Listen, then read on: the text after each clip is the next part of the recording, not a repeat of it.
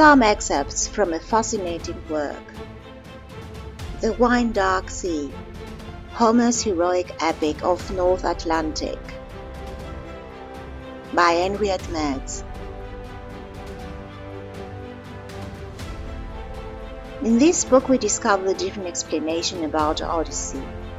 We discover the journey of the epic's hero, who travels in the American continent.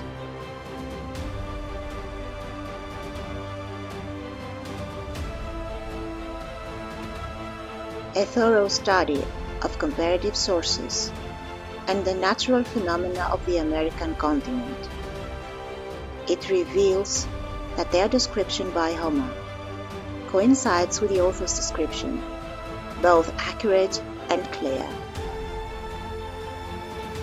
Henry Schliemann in Golden Mycenae brought to light the palace of the king Agamemnon.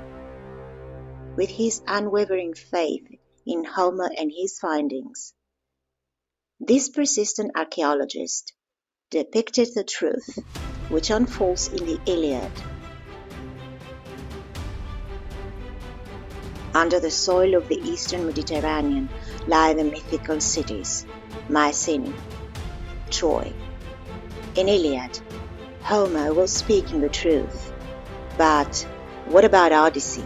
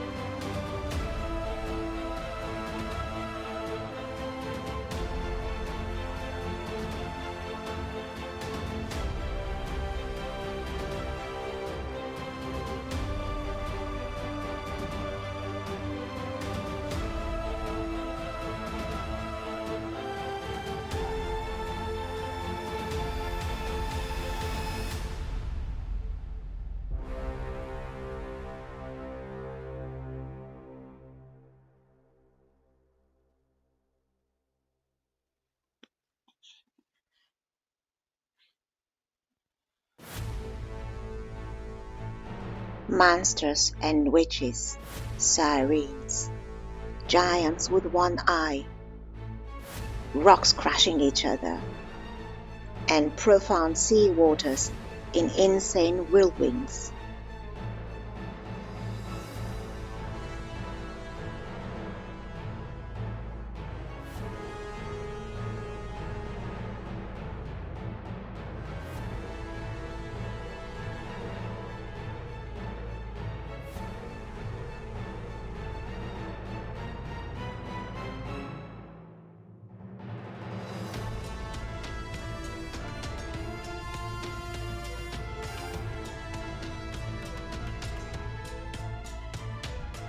Is Homer in his Odyssey so imaginative?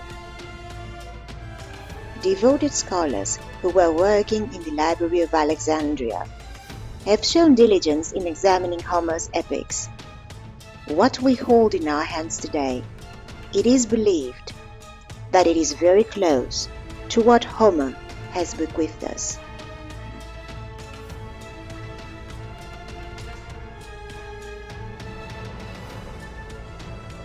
The stories of great men were becoming vivid in the asmata, the songs of the minstrels, the so-called rhapsodists. All these inspiring narratives had moved the poet as he was wandering the region of Corinthus and urged him to write.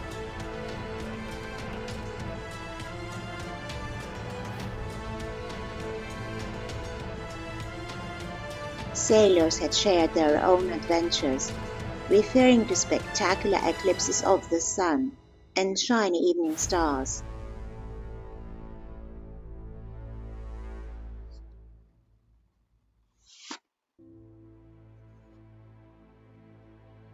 They also shared how the navigators could calculate the time and distance through careful observation of the winds and the movements of the planets in a sky overwhelmed with stars. precious diaries costing a fortune, with valuable information concerning distant lands, with copper and silver mines, were being sold among captains and wealthy merchants. Homer's era.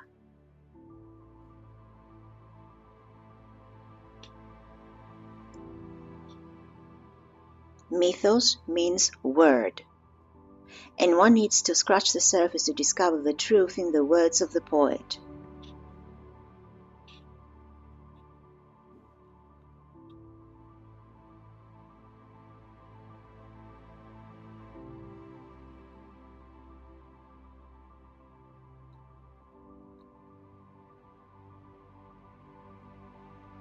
The whirlwind of the sea waters, that rocks that crash upon each other represent natural phenomena. The highest tide in the world, of 53 feet up to 60 feet when there is a storm, twice a day happens, discharging more than 100 million tons of water that boils. We are talking about the Bay of Chineto in the area of Fundy Bay and the Hopewell Rocks, the only location on the globe where this natural phenomena exists. Its description matches the word of the poet, where he describes the adventure of the hero who faced the nightmare of Scylla and Charybdis.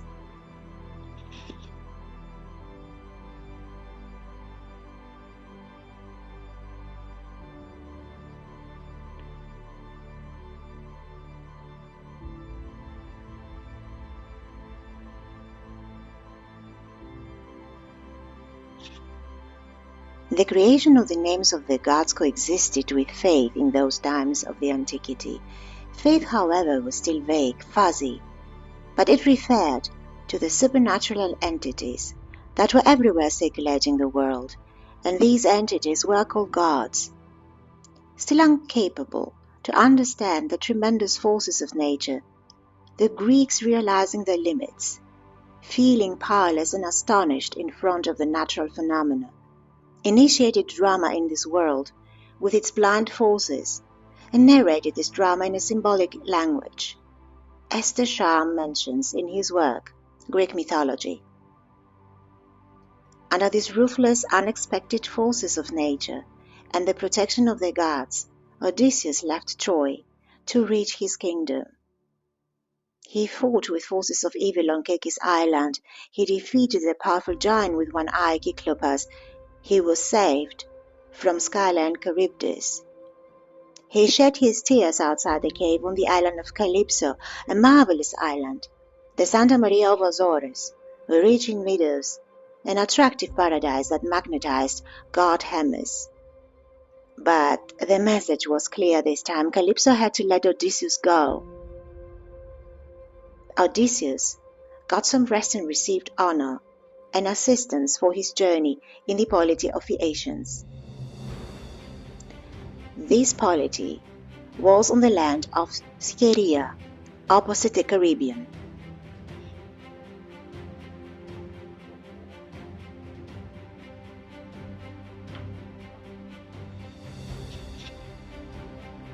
That was his final destination before reaching, with the help of the Phaeacians, his homeland, Ithaca. With the help of the people and the gods, Odysseus won every battle. Mostly, though, because the flame inside him never ceased to burn. The flame of love for his homeland and his wife and his son.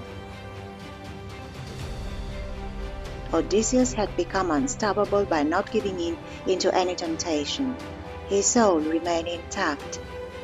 His spirit kept him strong throughout this incredible journey.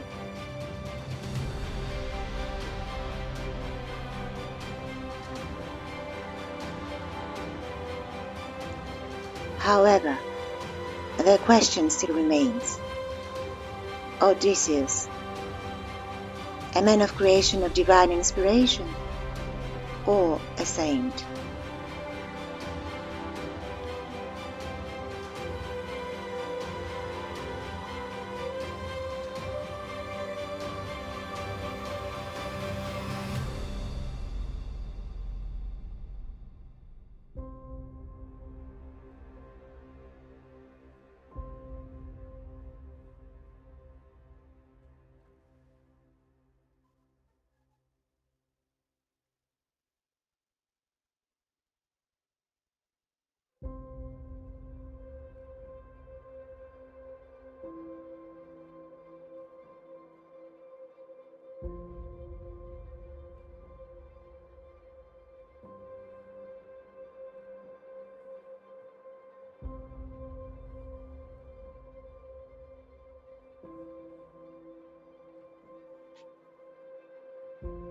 the kingdom of Ithaca, our kingdom, our homeland, the kingdom of God.